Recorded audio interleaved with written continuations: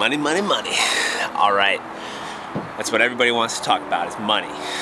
How do I make it? One of the most asked questions I get, well, not even to me, but my parents or Courtney, or just people are always curious, how do I make money as a professional triathlete? Because triathlon is this weird niche sport that is not quite like football, baseball, soccer that has this super high media presence, even though it's getting there, but it's not, this super fringe sport, maybe like curling, and not to hate on curling, but just some of these other ones that maybe aren't as participated in. But triathlon kind of sits in the middle where it gets some good coverage, but it's very participation based at the beginning. That participation base also is pretty high earning in some aspects, and just creates this cool little niche sport that creates a lot of opportunity for professionals. So for how I make money, I break it up into 3 different areas. The first one is prize money. This is the most obvious one. You can look it up online. Most races have what their sponsorship money actually is listed out. Whether it's Ironman, Challenge, PTO, they're all pretty straightforward and it's pretty public knowledge. And there's some people even who gather, top prize earners, top 100, top 50 prize earners for the entire year. And that list is usually pretty accurate. There's some more domestic races that might get overlooked that, maybe haven't been added here or there, but it gives you a good idea of how triathletes might earn throughout a year. And you get, maybe some top guys earning in the 6 figures all the way down, kind of to people earning just a handful here or there.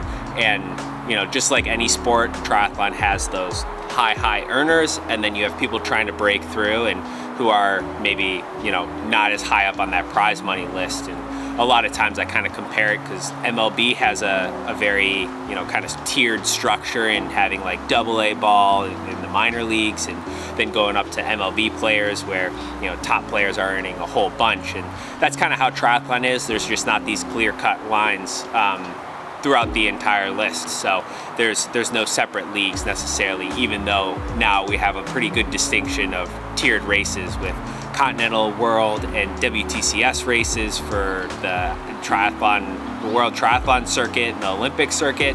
And then for PTO stuff and middle distance, you might have some smaller Ironman races and challenge races building up to the World Champs and the top level of the PTO races and the PTO Opens. The second category is sponsorships, and this is working with brands as you get going in the industry. You may get a little bit of prize wins underneath, because when it comes down to it, winning is how you make money with the prize money aspect, and it's how you get some notoriety. And while you could get into some nitty gritty of you can get brands without winning, but it makes your job a lot easier in negotiating and everything if you win races and get on the podium. And the way it's structured usually is a contract will have a base structure, and so it's like a mini salary, and so you kind of pull your sponsorships together, and your base salary is kind of a guaranteed money throughout the year. And I got some good advice early on is to try and have that base money build up enough to be a really solid salary, kind of be able to support yourself, and then the prize money is kind of extra money in the bank. And that way, you're not reliant on always chasing the races, and it takes away some of the stress of, needing to perform and getting into the mindset of I want to perform and I want to win rather than I have to, which is not always the best way to go about it. And what's interesting about contracts is you have that, and then a lot of times there's a bonus structure involved with rewarding winning races, and that's kind of the main aspect of it. So if you get podium performances, you get some extra money on top of the prize money and the base money that you might earn through those contracts. And those can even be creative as well.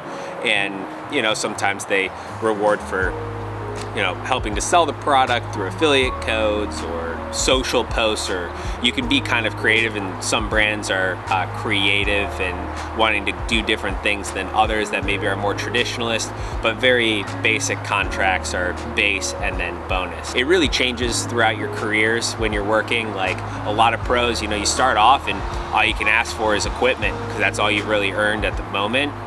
But as you move up, your value gets higher and you can ask for a little bit more. Sometimes contracts are just bonus money, and then sometimes, it's just a salary. So that's where I think the sport is kind of at, and it's interesting because pros sometimes can't really talk about their contracts all the time. There's some NDAs, or there's some don't really talk about this clauses.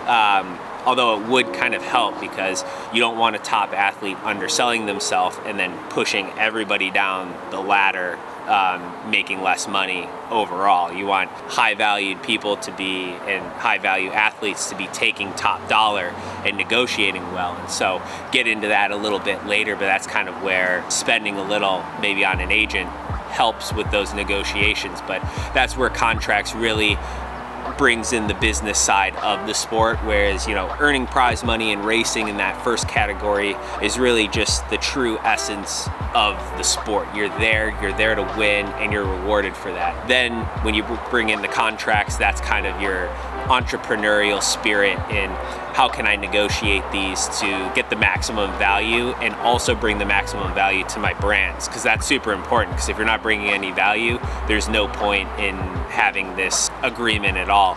And when you look at that prize money list that I mentioned earlier, you'll see a good majority of guys on the top end and girls have already established really good contracts, and so they're making maybe double the prize money, maybe a third of that in contracts. So it's kind of hard to tell, because I said we can't really talk as much about it, but you hear some things. But then on that prize money list, there might be somebody who had a breakout year and their contracts are way lower, and that's prize money that year is a majority of what they earned, which is somewhat similar to what happened to me in 2017 when I broke onto the scene with an Island House win, a second at 70.3 Worlds. That prize money was huge for me, which brought along the good contracts. So that's where maybe if you don't always have the results, you can negotiate better contracts, and it's really finding that value. And there are people across the board who are really good at showing value to the companies, and so maybe their contracts are bigger than their prize money.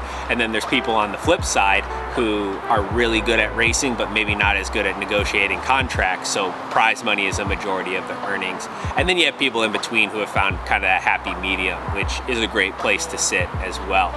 So that kind of covers, kind of the two main areas, I would call it, when you're looking at what a professional triathlete earns.